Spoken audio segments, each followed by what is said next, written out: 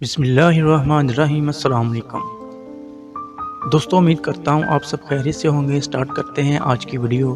دوستوں، اکثر آپ یہ کہاوت سنتے ہیں، دھوبی کا کتا نہ گھر کا نہ گھاٹ کا۔ اس کے متعلق ہم آج بات کریں گے یہ اصل میں کتا ہے کیا۔ دوستوں، دھوبی کا کتا گھر کا نہ گھاٹ کا، اس میں کتا سے مراد کتا اور پڑھا بھی جاتا ہے، لیکن آج نئی بات علم میں آئی تو ہماری علمیت کا جنازہ نکل گیا۔ دوستو، یہ لفظ کتا نہیں بلکہ کتا ہے، جس سے مراد کپڑے دھونے کا وہ ڈنڈا ہے جسے دھوبی ساتھ لیے پھرتا ہے۔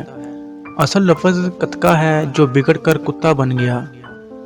پرانے وقتوں میں کپڑے گاڑ پر دھوئے جاتے تھے اور کپڑوں کو صاف کرنے کے لیے دھوبی ایک بھاری بھرکم ڈنڈے کا استعمال کیا کرتے تھے جس کو کتکا کہا جاتا تھا۔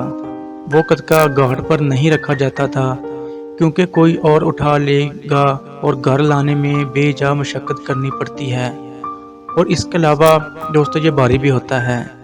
اس لیے دھوبی وہ کتکا راستے میں مناسب جگہ چھپا دیتا ہے اور اگلے دن نکال کر پھر استعمال کر لیتا ہے۔ اس طرح کتکا نہ گھر جا پاتا اور نہ گھاٹ پر رات گزارتا۔ اس لیے کہتے ہیں دھوبی کا کتکا نہ گھر کا نہ گھاٹ کا، جو نئے دور میں بگڑ کر کتا بن گیا ہے۔ دوستو، امید کرتا ہوں آپ کو اس مثال کی سمجھ آ گئی ہوگی کہ اصل میں کتا ہے کیا۔